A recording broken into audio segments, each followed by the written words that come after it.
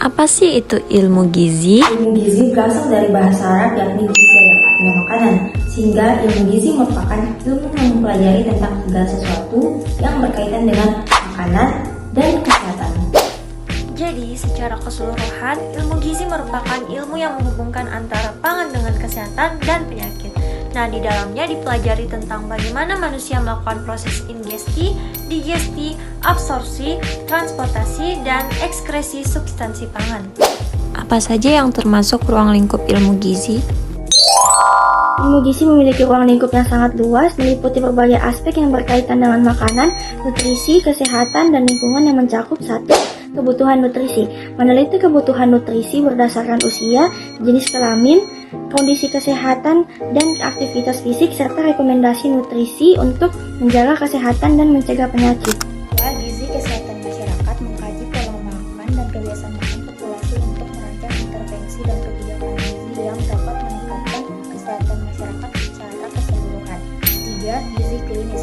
Prinsip-prinsip gizi dalam pengelolaan individu dengan kondisi kesehatan tertentu seperti obesitas, diabetes, dan gangguan makan. Yang keempat, nutrigenomik dan nutrigenetika. Pelajari interaksi antara individu dengan pola makan dan bagaimana hal ini mempengaruhi respons terhadap. Yang kelima, kesehatan lingkungan dan gizi.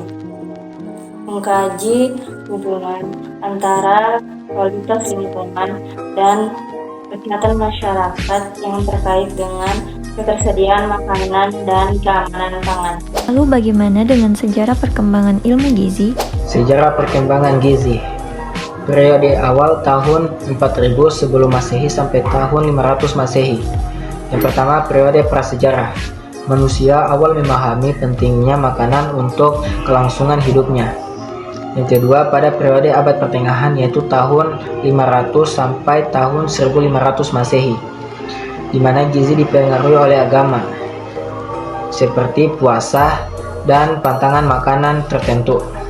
Pada periode Renaissance dimulai pada tahun 1500 sampai dengan 1700 Masehi, di mana ilmu pengetahuan mulai berkembang pesat termasuk studi tentang gizi dan juga penemuan vitamin pertama kali oleh Caspar Friedrich. Selanjutnya pada periode abad ke-19 yang dimulai pada tahun 1800 sampai dengan 1900 Masehi, di mana kimia mulai berkembang, penemuan protein oleh Henry Beckett dan juga penemuan karbohidrat oleh Anthony Lavoisier. Abad ke-20 di mana gizi modern mulai berkembang seperti ditemukannya beberapa vitamin, mineral, dan asam folat oleh Emil Fischer di tahun 1901. Dan yang terakhir abad kontemporer dimulai pada tahun 2000 Masehi sampai sekarang, di mana peran genetik, epigenetik, dan teknologi pangan sangat memengaruhi dalam dunia kesehatan. Selanjutnya bagaimana dengan pengelompokan zat gizi? Berdasarkan jumlahnya, zat gizi dibagi menjadi 2. Yang pertama, zat gizi makro. Zat gizi makro ini terdiri dari karbohidrat, lemak, protein, dan air. Yang kedua yaitu zat gizi mikro yang terdiri atas vitamin dan mineral. Pengelompokan zat gizi berdasarkan sumbernya terdiri atas 2 macam, yaitu 1.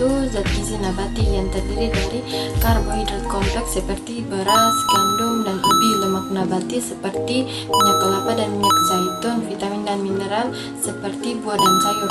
2. Zat gizi hewani yang terdiri dari protein hewani seperti daging, ikan, telur, dan susu, lemak hewani seperti mentega dan lemak daging.